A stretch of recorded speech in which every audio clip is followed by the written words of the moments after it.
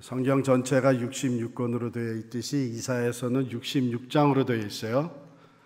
그리고 첫 부분은 1장부터 39장, 구약이 몇 권으로 되어 있죠? 구약이 몇 권으로 되어 있죠? 누가 27권이라고 그러는 것 같아서 잘못 들으셨겠죠? 제가 신약으로 묻는 줄 알고. 구약이 39권으로 되어 있는데 이 이사야 1장부터 39장까지는 그 내용이 하나님의 경고와 심판과 징계와 고통에 대한 내용이에요. 임박한 하나님의 심판, 즉 하나님 앞에 범죄한 이스라엘, 유다 왕국이 바벨론 강대국에 의해서 침략을 당하고 멸망되고 포로로 잡혀갈 것이라고 하는 엄청난 경고의 메시지입니다. 그런데 그 후반부 40장, 이사야 40장부터 마지막까지 27장에 27장에 속한 내용은 다시 오실 메시아와 메시아 안에서의 그 회복의 은혜와 소망의 메시지가 담겨져 있습니다. 그래서 마치 구약과 신약이 같이 어울려 있고 40장으로 들어가면서 하나님의 역사였던 그 반전이 일어나는 것 같은 그런 책입니다. 그 부분 40장 제일 앞부분의 말씀에 너희의 하나님이 이르시되 너희는 위로하라. 내 백성을 위로하라. 하나님은 위로의 하나님이십니다. 이스라엘은 분명히 하나님께 범죄하고 자기들의 죄로 말미암아 심판과 징계를 받을 수밖에 없었는데 하나님은 그들을 징계하실 뿐만 아니라 위로하시는 하나님이십니다. 하나님의 마음을 아프게 하고 하나님을 배반하여 죄 가운데 떨어져서 그 죄의 결과로 심판과 징계와 고통을 당하고 있는 이스라엘 백성을 향해서 하나님 말씀하시기를 내 백성이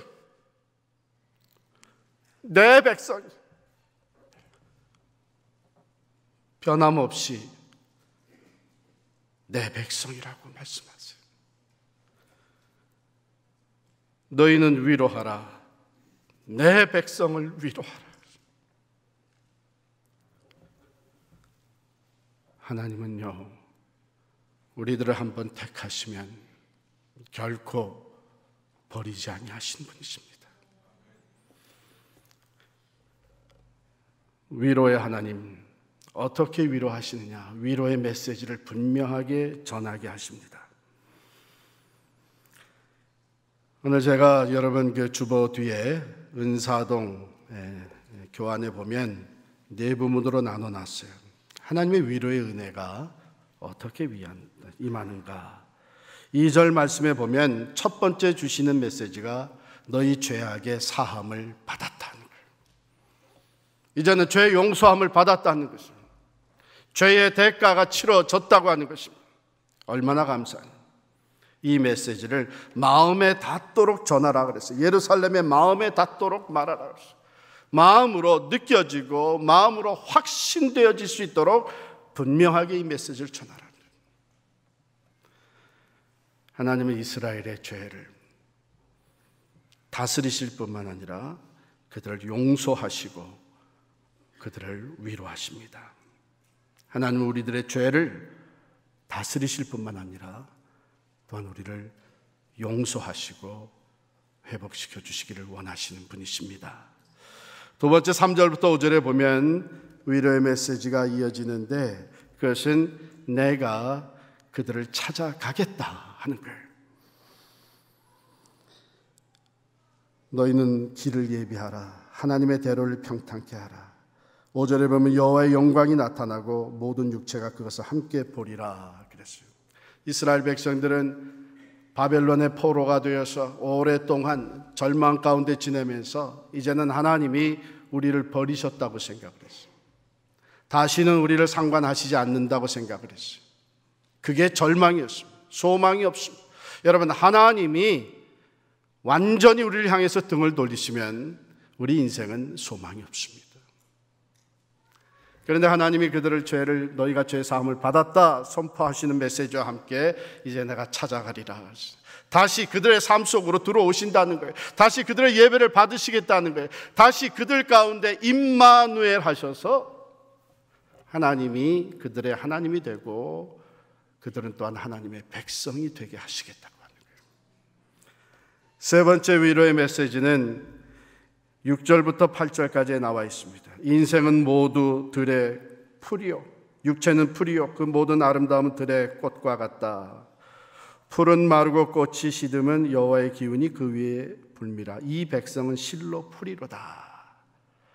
모든 인생이 다 풀과 같지만, 들의 풀과 같지만, 지금 여기서 말씀하시는 것은 바벨론에 대해서 말씀을 하시는 거예요. 바벨론은 당대의 최고의 강한 나라였습니다. 강대국이었습니다. 그들의 그 영광, 그들의 권력은, 그들의 영화로움은 이루 비교할 데가 없었습니다. 그 가운데 들어가서 포로 생활을 하고 있는 이스라엘은, 유대 백성들은 절대로 이 바벨론을 극복할 수가 없다고, 대항할 수가 없다고 생각을 했습니다.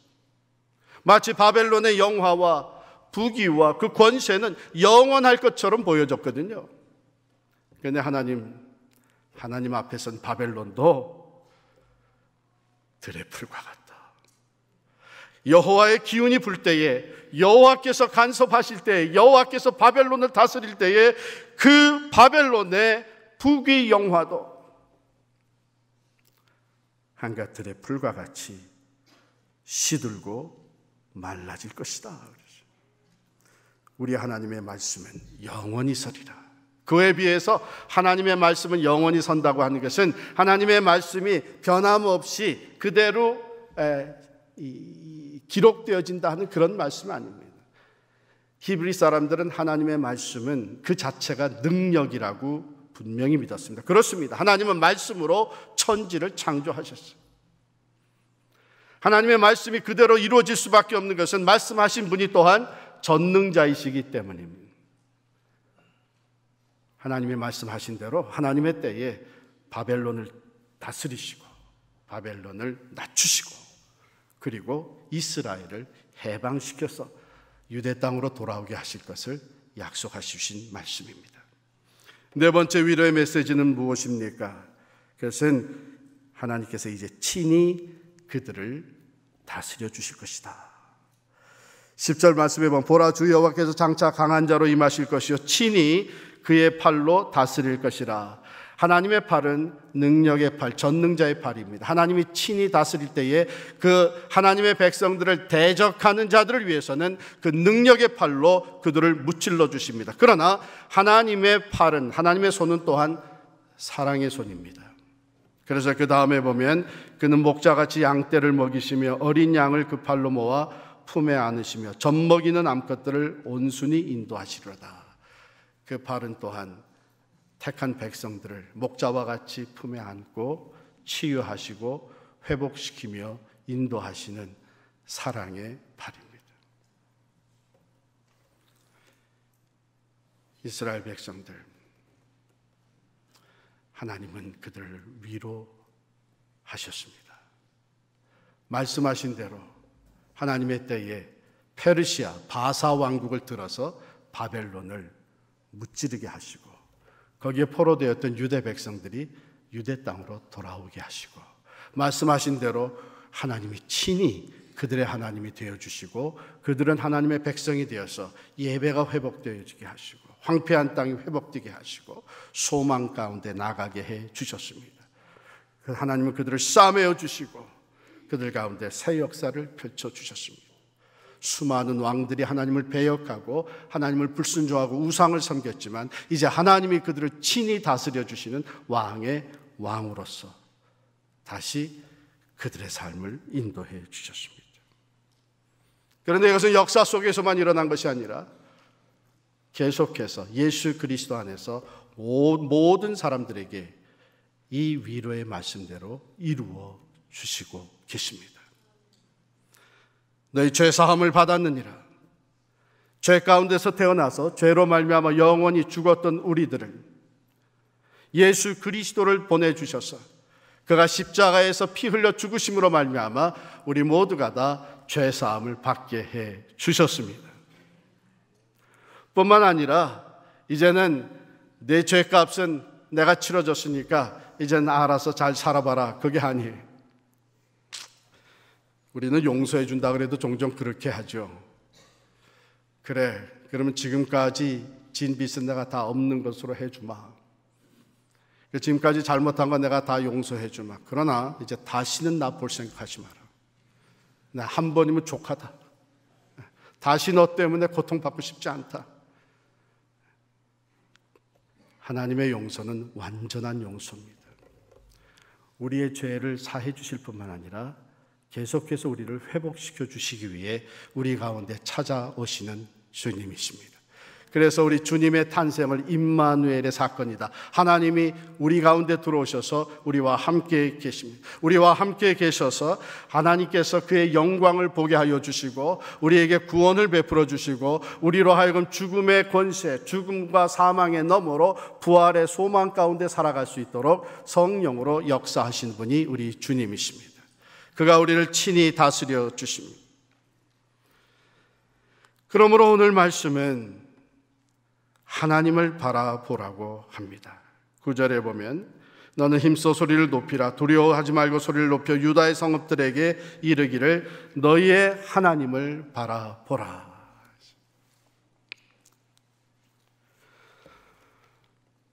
여러분, 지금 어떤 위로가 필요합니까?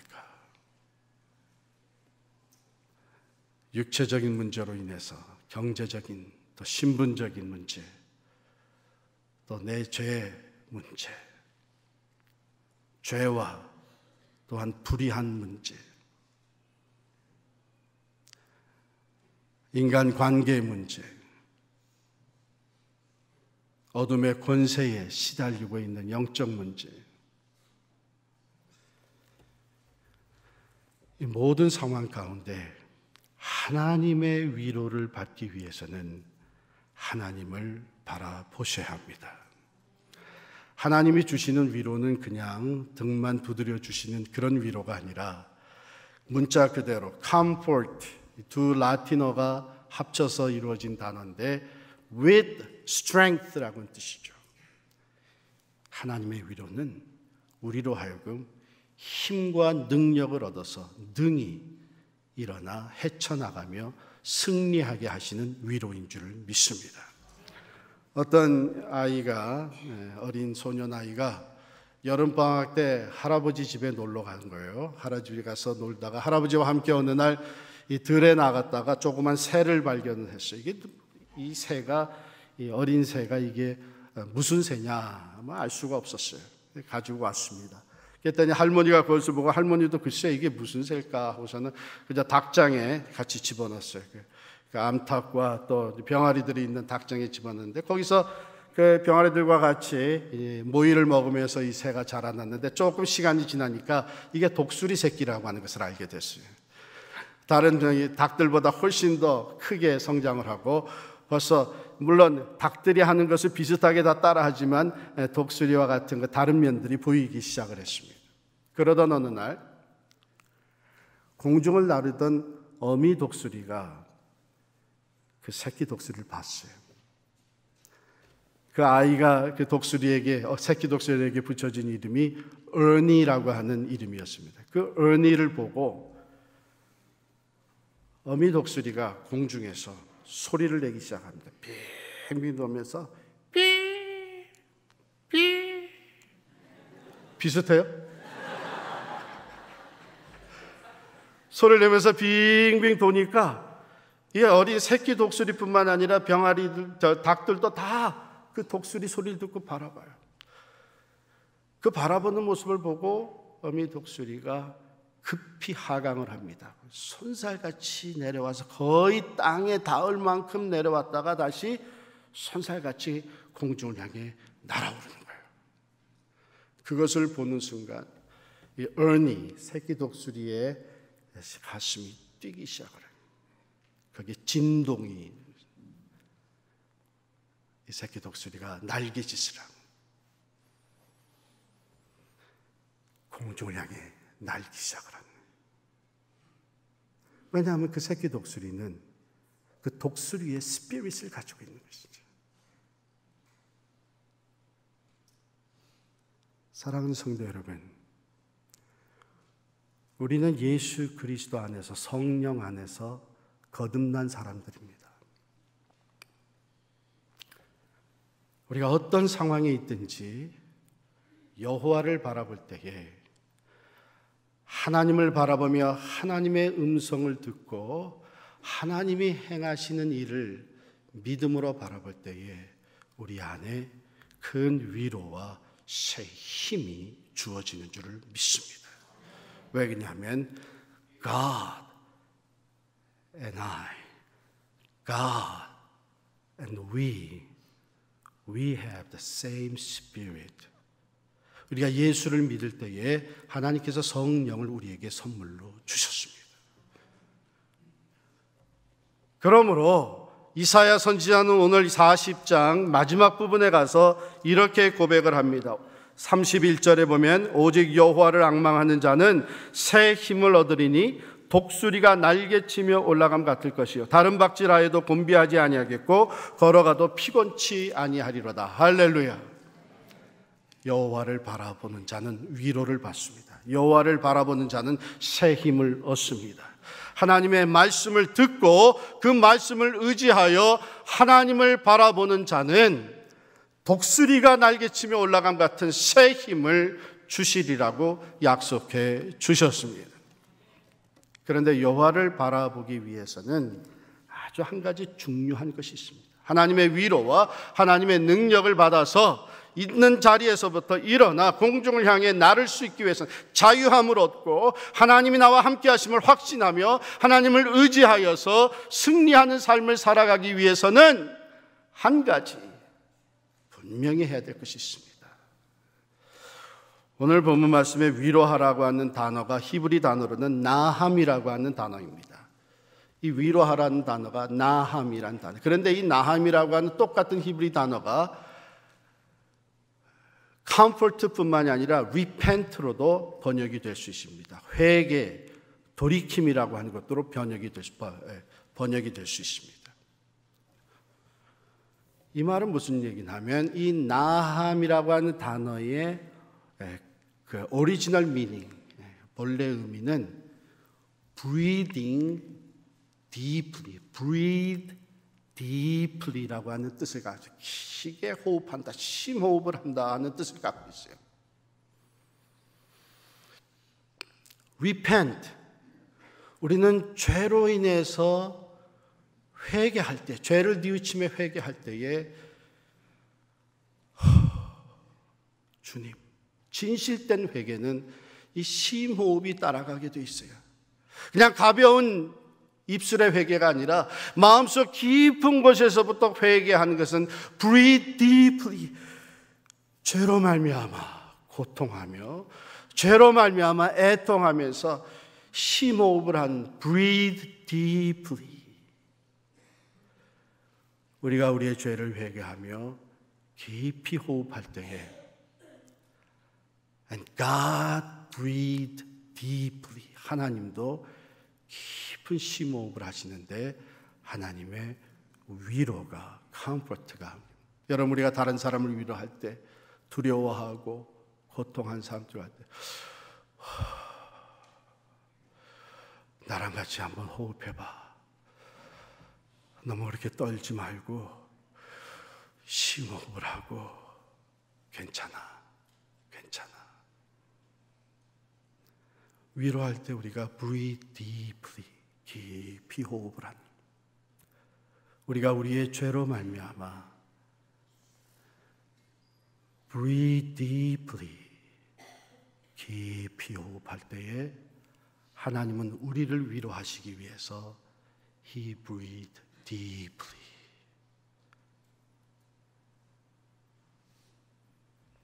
참된 회개가 없이는 하나님의 위로를 받을 수가 없다는 것입니다. 하나님의 나함은 하나님의 위로하심은 우리 인간의 진실된 회개의 열매로 나타난 것입니다. 하나님 오늘도 우리를 위로하시기를 원하십니다. 이사야 30장 15절에 보면 주 여호와 이스라엘의 거룩하신 이가 이같이 말씀하시되 너희가 돌이켜 조용히 있어야 구원을 얻을 것이요 잠잠하고 신뢰하여야 힘을 얻을 것이라.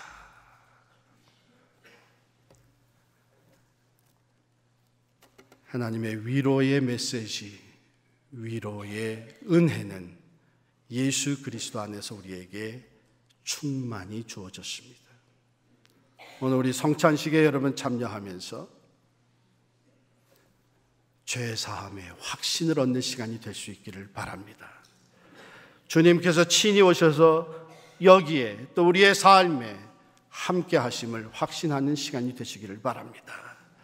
그가 능력으로 역사하셔서 모든 인간의 권세와 악함과 불의는, 인간의 행하는 모든 일들은 인간과 더불어 들의 풀과 같을 것이지만 하나님의 말씀은 영영이 있어서 하나님의 말씀대로 능력으로 신실하게 이루시는 것을 확신하시기를 바랍니다. 그가 나를 친히 다스리시고 위로와 평화와 소망으로 이끌어 주시는 그 주님을 믿음으로 바라보시며 위로받는 시간이 되시기를 축원합니다. 한 가지 더 기억할 것은 하나님이 우리에게 왜 위로를 주실까요? 왜 우리에게 먼저 하나님의 위로와 소망을 주실까요? 그것은 우리로 하여금 다른 사람을 위로하게 하시기 위함입니다. 예수 그리스도 안에서 죄 사함의 은혜가 있고 영생의 소망이 있고 하나님과 더불어 사는 삶에 내일의 기쁨이 있음을 모르고 살아가는 수많은 사람들에게 위로의 하나님, 구원의 주님, 소망의 하나님을 전하게 하시는 하나님의 뜻이 있음을 기억하고 오늘 하나님이 주시는 위로로 나아가 또한 이웃을 위로하며 살아가는 저와 여러분 되시기를 간절히 축원합니다. 주님만 내게 주소서.